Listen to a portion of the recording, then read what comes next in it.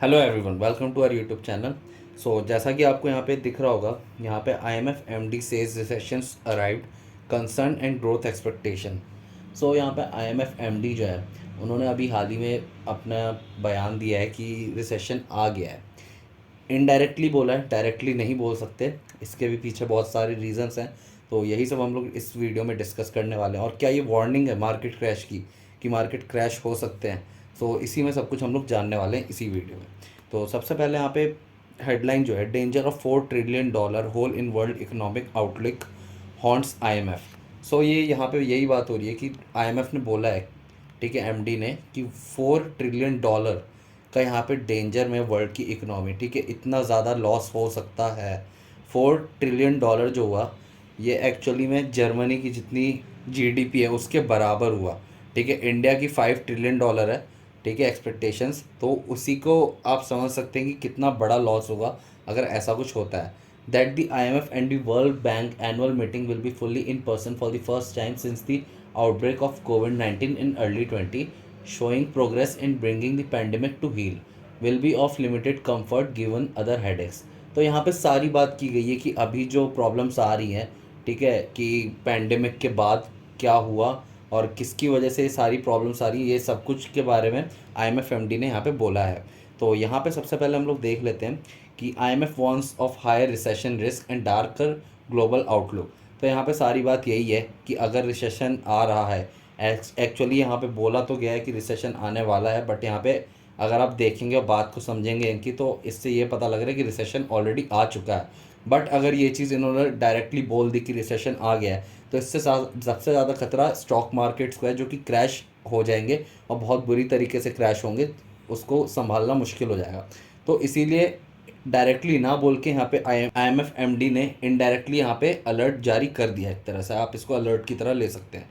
Kristalina Georgieva, managing director of international Monetary fund, IMF की full form हो गई international Monetary fund, told an audience at Georgetown University on Thursday that the IMF is once again lowering its projection for global economic growth in 2023, projecting world economic growth lower by $4 trillion through 2026। यहाँ पे 2026 तक का इन्होंने expectation लगाया है, ठीक है, कि $4 ट्रिलियन से यहाँ पे जितना भी है वर्ल्ड की इकोनॉमिक ग्रोथ वो घट सकती है।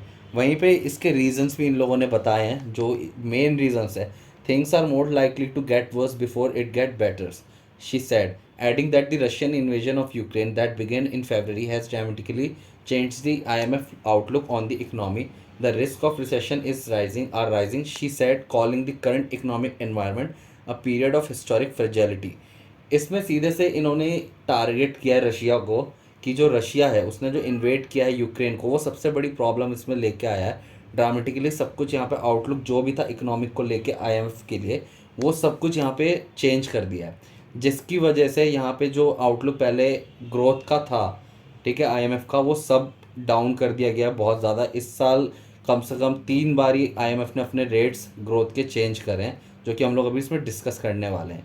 The war in Ukraine has driven up food and energy prices globally, in some places exponentially, with Russia, a key global energy and fertilizer supplier, sharply escalating the conflict and exposing the vulnerabilities to the global food and energy supplies। जो जैसा कि सबको पता है, Russia से Europe में पूरा gas supply होता है, फ्यूल में बहुत ज़्यादा रशिया हेल्प करता है पूरे ग्लोब को, ठीक है। और उसी के चलते जो सैंक्शंस लगाए गए हैं after Russia invade Ukraine, America की तरफ से बहुत सारे सैंक्शंस लगाए गए हैं रशिया के ऊपर।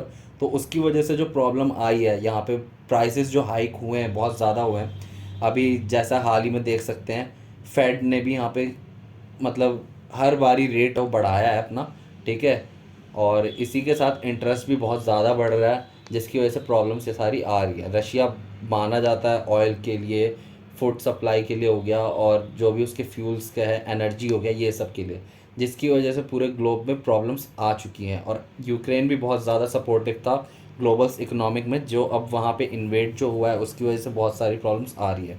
Additionally, the ongoing COVID-19 pandemic, rising inflation, and worsening climate condition are also impacting the world economies and accelerating other crises like high debt levels held by lower income countries। अब इसमें जैसा कि सबको पता है कि चाइना जो है, लोन्स दे दे के जो lower income countries like Pakistan हो गया, श्रीलंका हो गया। अभी श्रीलंका में इकोनॉमिक क्राइसिस देखा ही था, कितना बुरा हाल हुआ कि वहाँ के प्रेसिडेंट को देश छोड़ के भागना पड़ा है। उन्होंने इतना बुरा हाल कर दिया श्रीलंका का। और ऑलरेडी वहाँ के पोर्ट्स में कुछ वो चाइना के अंडर आ चुके हैं। पाकिस्तान पूरा डेब्ट में है चाइना के अंडर, ठीक है। ऐसे ही जितना भी एक छोटी छोटी कंट्रीज़ हैं उन पे इतना ज़्यादा डेब्ट हो गया है कि वो सारी प्रॉब्लम्स बढ़ रही है। और पैंडेमिक के बाद जो प्रॉब्लम्स आई हैं, बहुत कुछ अगर अच्छा हुआ है तो बहुत कुछ बुरा भी हुआ है। इसके साथ इन्फ्लेशन में बहुत ज़्यादा राइस आया है, क्लाइमेट कंडीशंस की वजह से बहुत ज़्यादा इम्पैक्ट पड़ रहा है पूरे वर्ल्ड पे। हर कंट्रीज़ के अलग अलग क्लाइमेटिक कंडीशन जो भी चेंज हुआ है उसके उसके वजह से बहुत ज़्यादा बुरा इम्पैक्ट पड़ा है, अर्थक्वेक वगैरह। और अभी जो रिसेंटली जो चल रहा है रशिया और चाइना का टेंशन, अगर ये प्रॉब्लम बढ़ती है तो इसकी वजह से और ज़्यादा वर्ल्ड में प्रॉब्लम आएगी। एज़ हम सब ने देख लिया रशिया और यूक्रेन की वजह से जो प्रॉब्लम आई। और अगर ऐसा हो जाता है कि चाइना और ताइवान में वॉर हो जाए तो ये जो है पूरा सिनेरियो चेंज कर देगा, इसको आप लिख सकते हैं। क्योंकि यहाँ पे ताइवान जो है वो ग्लोबल चिप का एक मैन्युफैक्चरिंग मतलब प्लांट है, पूरा हब है, ठीक है। और चाइना अगर इन्वेड करता है तो यूएसए जो है वो ताइवान के सपोर्ट में आएगा, जिसकी वजह से वर्ल्ड वॉर भी हो सकता है। और उसका अंजाम पूरी दुनिया पहले ही देख चुकी है कि क्या हुआ था। तो यही सब कंसर्न्स हैं। पहले यहाँ पे एक दूसरे पे भरोसा ज़्यादा होता था, बट अभी के टाइम में यहाँ पे कंट्रीज़ किसी पे भी ट्रस्ट नहीं कर रही। सो आईएमएफ वार्निंग टू वर्ल्ड, क्या आईएमएफ ने वार्निंग दी है? हाँ, वार्निंग क्या, वार्निंग तो दी है इनडायरेक्टली, बट यहाँ पे बोल भी दिया है कि रिसेशन आ चुका है। Georgieva said that IMF estimates that countries making up one third of the world economy will see at least two consecutive quarters of economic contraction this or next year, and added that the institution downgraded its global growth projection already three times. It is now expects 3.2% for 2022 and now 2.9% for 2023. तो यहाँ पे जितना भी इसने बोला IMF MD ने कि यहाँ पे ग्लोबल कॉन्ट्रैक्शन मतलब जो भी इकोनॉमिक की जीडीपी, जिस भी कंट्री की जीडीपी थी, अब जैसा कि हम लोग बात कर सकते हैं ब्रिटेन के बारे में। ब्रिटेन का अभी लास्ट 2 क्वार्टर से जो उसकी जीडीपी ग्रोथ है वो नेगेटिव जा चुकी है। इंडिया तब भी सस्टेन कर रहा है अपने अच्छे लेवल पे। अगर आप वर्ल्ड से कंपेयर करेंगे इंडिया को, तो इंडिया की जो ग्रोथ है वो तब भी अच्छी है। और इसमें अगर रिसेशन आता भी है तो ये भी बोला जा रहा है कि इंडिया इसमें बच जाएगा, लेकिन और जो कंट्रीज़ है उनका हाल थोड़ा बुरा होगा। बट यहाँ पे देखना पड़ेगा कि जब आएगा रिसेशन अच्छे से तो इसकी क्या क्या कॉन्सिक्वेंसेस इंडिया पे भी होंगे, क्योंकि प्रॉब्लम्स होने वाली है, जॉब्स में प्रॉब्लम आएंगी और बहुत सारी महंगाई, जितने भी फूड के प्राइसेस हैं वो सारे ऊपर जा रहे हैं।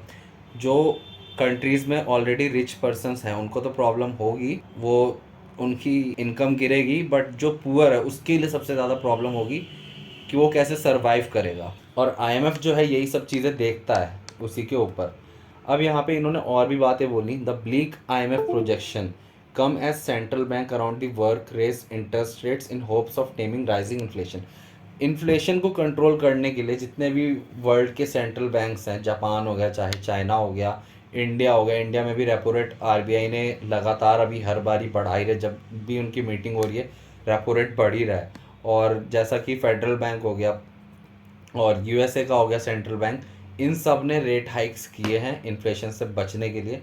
बट यहाँ पे प्रॉब्लम अभी भी वहीं की वहीं स्टैंड कर रही है। अभी प्रॉब्लम का सल्यूशन मिला नहीं है एग्जैक्टली, और ये कब तक होगा इसका किसी को अभी आइडिया नहीं है।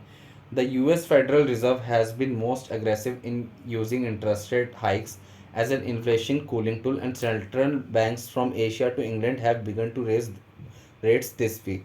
अब बात वही है कि फेडरल रिज़र्व जो है वो तो बहुत पहले से ही रेट्स बढ़ा रहा है, बट अब एशिया से लेके इंग्लैंड तक पूरे उसमें रेट्स जो हैं वो इंक्रीज़ हो रहे हैं रैपिडली।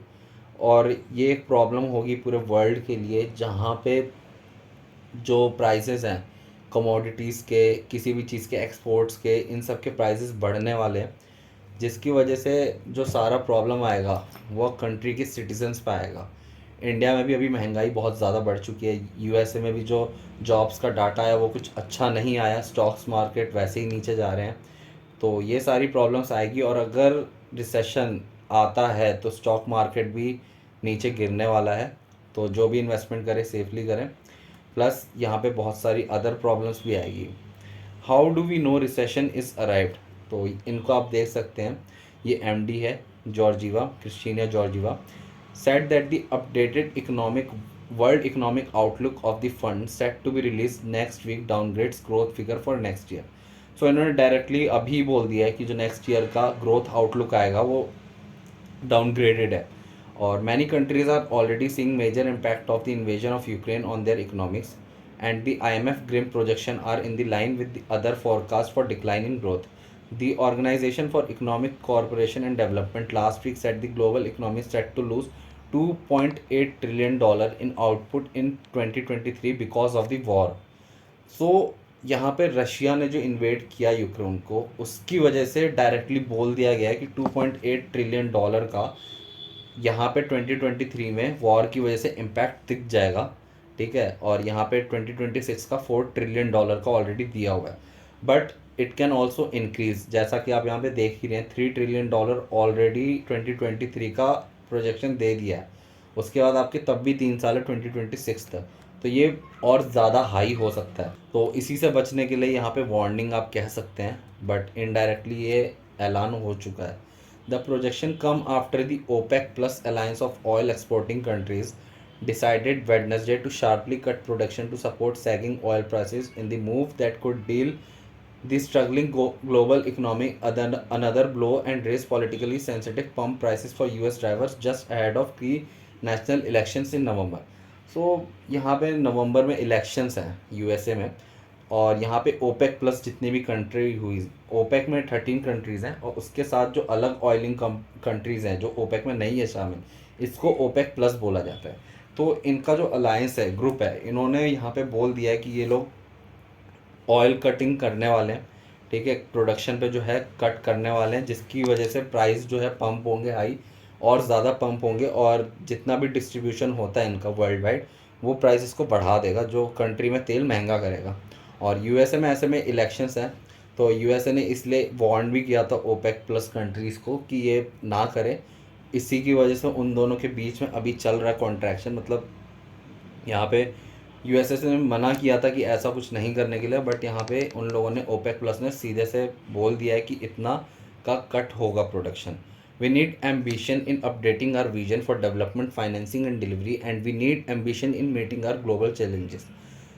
यहाँ पे सबको, जितनी भी वर्ल्ड में कंट्रीज़ हैं, सबको एक दूसरे के सपोर्ट में आना पड़ेगा, ट्रस्ट करना पड़ेगा, ताकि यहाँ पे सबकी ग्लोबल इकनॉमी जितनी भी है वो अच्छी हो सके, प्रॉब्लम्स जो है उनको कंट्रोल करा जा सके। इसीलिए यहाँ पे आईएमएफ चीफ ने बोला है, एमडी ने, कि कैसे कंट्रोल भी किया जा सकता है, इसको भी बताया। रशिया यूक्रेन वॉर को अगर रोक दिया जाता तो ये 50% तक रिकवर हो जाता, इतनी बड़ी ये प्रॉब्लम नहीं आती, बट जो रशिया ने इन्वेड किया यूक्रेन को, उसकी वजह से प्रॉब्लम और ज़्यादा बढ़ गई है। और अभी चाइना ताइवान टेंशन जो चल रहा है, उसकी वजह से भी प्रॉब्लम आएगी। अगर ऐसा कुछ होता है ग्लोबली, बहुत बड़ी प्रॉब्लम हो जाएगी। अभी रिसेंटली पीछे के टाइम में भी प्रॉब्लम आई थी चिप की वजह से, क्योंकि ताइवान जो है 90% चिप्स सप्लाई करता है पूरे वर्ल्ड में। और अगर ऐसा होता है कि चाइना इन्वेड करता है ताइवान को और यूएसए उसके प्रोटेक्शन में आता है, तो वर्ल्ड वॉर तो होने का खतरा है। और अगर यूएसए नहीं आता तो ताइवान कैप्चर कर सकता है, चाइना ताइवान को कैप्चर कर सकता है, जिसकी वजह से उसके हाथ में एक बहुत बड़ा कोहिनूर आप कह सकते हैं लग जाएगा, क्योंकि वो पूरी मार्केट कंट्रोल करेगा। बिकॉज वर्ल्ड की बहुत सारी इकोनॉमीज़ हैं जो कि ताइवान पे चिप के लिए डिपेंडेंट है। अभी तक 90% जो मार्केट शेयर है वो ताइवान के पास है। ये 90% को आप पूरा ही मान सकते हैं, बिकॉज पूरे वर्ल्ड में सप्लाई होती है ताइवान से। तो ये सारी प्रॉब्लम्स हैं जो कि टेंशन बढ़ा रही हैं, और यहाँ पे रिसेशन आने का बोल दिया गया है आईएमएफ चीफ की तरफ से कि रिसेशन आ चुका है। तो यहाँ पे कुछ इम्पॉर्टेंट टेक अवे क्वेश्चंस आते हैं जो कि हम लोग डिस्कस करने वाले हैं आईएमएफ से रिलेटेड। तो आईएमएफ का फुल फॉर्म सबको पता ही होगा, इंटरनेशनल मॉनेटरी फंड।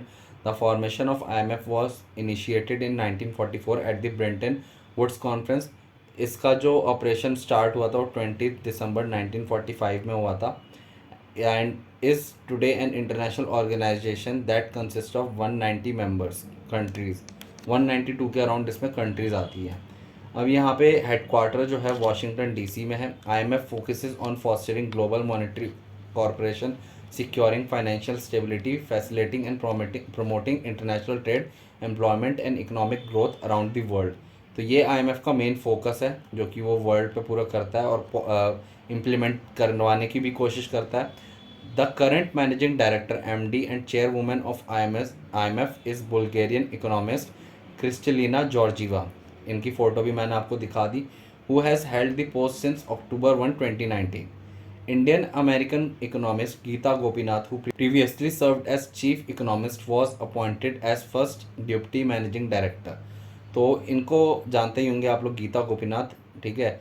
ये फर्स्ट एज चीफ इकोनॉमिस्ट थी पहले, बट अब जो इनको अपॉइंट किया वो फर्स्ट डिप्टी मैनेजिंग डायरेक्टर की पोस्ट पे किया गया 21 जनवरी 2022 से। Pierre Olivier replaced Gopinath as chief economist on January 24, 2022। तो इनको यहाँ पे चीफ एग्जीक्यूटिव बना दिया गया अभी, पियर ओलिविया। और the IMF become operational on 27 December 1945 with 29 member countries that agreed to bound to this treaty। यहाँ पे बता जब स्टार्ट हुआ था 27 दिसंबर 1945 में 29 मेंबर कंट्रीज़ के साथ यहाँ पे IMF बना था। It began it's financial operation on 1 मार्च 1947। सबसे पहला जो फाइनेंशियल ऑपरेशन हुआ था IMF का स्टार्ट वो 1 मार्च 1947। Countries were not eligible for membership in international bank for reconstruction and development BRD unless they were member of IMF। तो यहाँ पे IMF का मेंबर होना ज़्यादा ज़रूरी था, उसके बाद ही आप एलिजिबल होते हैं international bank for reconstruction and development से लोन के लिए या किसी भी चीज़ के लिए। क्रेडिट स्विस की सिचुएशन की वजह से भी यहाँ पे कुछ प्रॉब्लम्स आ रही हैं, क्योंकि इससे पहले भी वार्न किया था 2008 में IMF ने, और उसके बाद बहुत बड़ा रिसेशन आया था। तो अभी भी वही प्रॉब्लम सेम्स अराइव हो रही हैं। तो इसको कैसे टेक ऑफ करेगा पूरा वर्ल्ड, ये देखने वाली बात। और यहाँ पे कुछ प्रॉब्लम्स जो हैं वो क्रेडिट स्विस की वजह से भी है, जिसको हमने डिस्कस किया था इससे पहले, वीडियो मैंने उस पर बनाई हुई है, तो आप देख सकते हैं, उसकी लिंक आपको डिस्क्रिप्शन बॉक्स में मिल जाएगी। तो ये कुछ इंपॉर्टेंट टेक अवे हैं IMF से रिलेटेड जो कि एग्ज़ाम्स में पूछे जाते हैं। और आपके क्या थॉट हैं रिसेशंस पे, या कैसे इसको इम्प्लीमेंट किया जा सकता है रोकने के लिए, इसके सजेशंस आपके पास है तो आप कमेंट सेक्शन में ज़रूर कमेंट करें होगी। तो मिलते हैं नेक्स्ट वीडियो में। So thank you for watching this video.